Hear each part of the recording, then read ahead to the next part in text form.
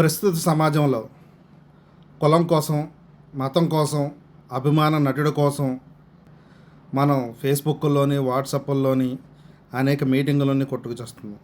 కానీ ఇప్పుడు మనకి ఈ స్వతంత్రం ఇవన్నీ రావడానికి గల కారణం మన పూర్వీకులు చేసినటువంటి స్వతంత్ర పోరాటం. స్వతంత్ర పోరాటానికి ముందు మన దేశం ఎలా ఉంది, స్వతంత్ర పోరాటం తర్వాత మనకు వచ్చిన స్వేచ్ఛా వాయువులు ఎటువంటి అన్న విషయాన్ని మన అందరం తెలుసుకోవాల్సిన పరిస్థితి ఎప్పటికీ ఉంటుంది. ఎందుకంటే స్వతంత్ర పోరాటం ద్వారా బ్రిటిష్ వారి నుంచి భారతదేశానికి స్వతంత్రం వచ్చినప్పటికీ శ్రీకాకుళం, విజయనగరం జిల్లా నుంచి తంజావూరు దాకా తెలుగువారు ఉన్నప్పటికీ మనల్ని మద్రాసీలనే పిలిచేవారు గతంలో. దక్షిణ భారతదేశంలో అతిపెద్ద భాష మాట్లాడే అతిపెద్ద రాష్ట్రాల్లో ఒక రాష్ట్రమైన ఇప్పుడు ఆంధ్రప్రదేశ్గా పిలువబడుతున్నటువంటి మన రాష్ట్ర ప్రజల్ని మద్రాసీలు అని పిలిచేవారు.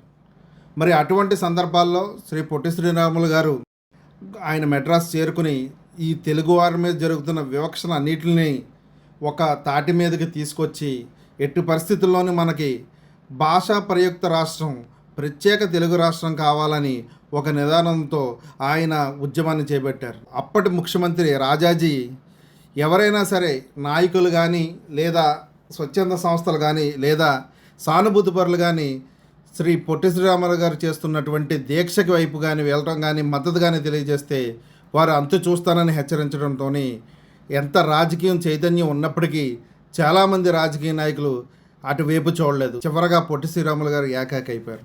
అయినప్పటికీ మొక్కమూల దీక్షతో వచ్చిన వారితోనే ఆయన మాత్రం ఆయన దీక్షను కొనసాగించారు.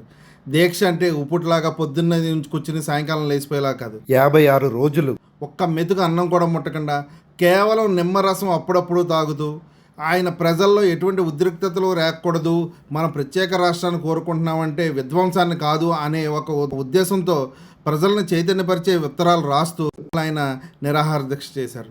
ఆ నిరాహార దీక్షలో రోజు రోజుకి ఆయన ఆరోగ్యం కృషించిపోతున్నప్పటికీ ఆయన డాక్టర్లు వచ్చి ఆయనకు వైద్యం అందిస్తానన్నా సరే పూర్తిగా నిరాకరించి, నాకు వైద్యం కన్నా నా రాష్ట్రం, నా ప్రజల యొక్క ఆత్మగౌరవం ఎంతో ముఖ్యమని మొక్కవోలు దీక్షతో ఉన్న ఆయన 56 రోజుల పాటు కొనసాగించారంటే కొన్ని సందర్భాల్లో ఆయన కడుపులో పేగులు పుండ్లు పడి ఆయన ఆర్తనాదాలు చేసిన రోజులు కూడా ఉన్నాయని చెప్పడానికి మనకి చాలా బాధాకరమైన విషయం. ఇంకా ఇది కొనసాగి చివరగా ఆయన నోట్లోంచి కొన్ని సందర్భాల్లో పురుగులు కూడా రావటం ఎంతో బాధని చెందడం జరిగింది. ముందుకు మన నిరాహార దీక్ష చేస్తున్నామన్న ఒకే ఒక్క ఉద్దేశాన్ని ఆయన మనసులో పెట్టుకుని నోట్లోంచి పురుగులు వస్తున్నా కూడా దీక్షను మానలేదు. చివరగా 1952 డిసెంబర్ 15 రాత్రి 11 గంటలకు ఆయన తుది శ్వాసను విడిచారు. ఈ సందర్భంగా ఆయన పార్థివ దేహాన్ని ఖననం చేయడానికి కనీసం 4 తెలుగు వాళ్ళు కూడా లేకపోవడం హృదయ విదారకరమైన పరిస్థితుల్ని మనకు తెలియపరుస్తుంది. అటువంటి సందర్భాల్లో సుబ్రహ్మణ్యం గారు జరిగిన ఘోరాన్ని శ్రీ ఘంటసాల గారికి తెలియపరచగా, ఘంటసాల గారు ఒక యోధుడు ఆయన చేసిన పోరాటాన్ని ఇలా వృధా కానివ్వకూడదు, ఆయన ఆ స్థలానికి చేరుకుని శ్రీరాములు గారి పార్థివ దేహం ఎక్కడుందని అడగ్గా సుబ్రహ్మణ్యం గారు ఒక్కొక్క ఆకు తీస్తుంటే అక్కడ కనిపించిన హృదయ విషాదకరమైన దృశ్యం అప్పటికీ ఇప్పటికీ ఎప్పటికీ అందరి మనసుల్ని కలిచివేస్తుంది. ఈ విషయం తెలుసుకున్న ప్రకాశం పంతులు గారు అటువంటిది ఆ ప్రదేశంలో ఉన్న ఘంటసాల గారు దాన్ని చూసి ఆయన తెలుగువాడి పౌరుషం చనిపోయిందనే పాటను మాడటంతో అక్కడ పరిస్థితులు చాలా గంభీరంగా మారి, ఇటువంటి పరిస్థితుల్లో ఘంటసాల గారు అక్కడ ఒక ఎద్దుల బండిని పురమాయించి ఆ ఎద్దుల బండి మీద శ్రీ పొట్టి శ్రీరాములు గారి యొక్క పార్థివ దేహాన్ని పెట్టి ప్రయాణం చేస్తున్న సందర్భంలో మెరీనా బీచ్ రోడ్లో ఉన్నటువంటి ప్రెసిడెన్షియల్ కాలేజీ విద్యార్థులందరూ వారందరూ ఒక్కసారిగా ఈ విషయాన్ని తెలుసుకొని భావోద్రిక్తులై ఈ యొక్క పొట్టి శ్రీరాములు గారి పార్థివ దేహాన్ని చూసి ఆ రోజు మెడ్రాస్ నగరం మంటల్లో తగలబడిపోయింది.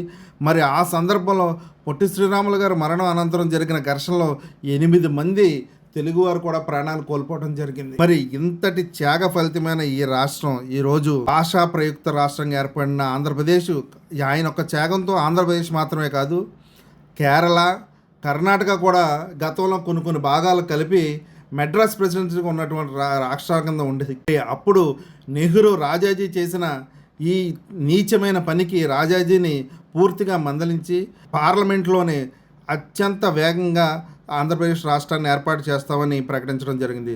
దానికి అనుగుణంగానే తెలంగాణ, ఆంధ్రప్రదేశ్ని కలిపి ఆంధ్రప్రదేశ్ రాష్ట్రాన్ని ఏర్పాటు చేయడం, అదేవిధంగా భాషా ప్రయుక్త రాష్ట్రాలకి మొదటి బీజం వేసిన వ్యక్తి కింద శ్రీ పొట్టి శ్రీరాములు గారు మన చరిత్రకి ఎప్పుడూ గుర్తుండిపోతారు. మరి ఇలాంటి పరిస్థితిలో శ్రీ పొట్టి శ్రీరాములు గారు ఆ రోజు ఏ ఆంక్షతో అయితే ఆయన మరణించారో ఆ స్ఫూర్తిని మనందరం నింపుకుంటూ కుల మతాలకు అతీతంగా ఆయన యొక్క జయంతి వర్ధతులను మనం తెలుసుకుంటంతో పాటు మన ముందు తరాలకు తెలియపరిస్తే భవిష్యత్ తరాలు కూడా ఎంతో బాగుంటాయని కోరుకుంటున్నాం.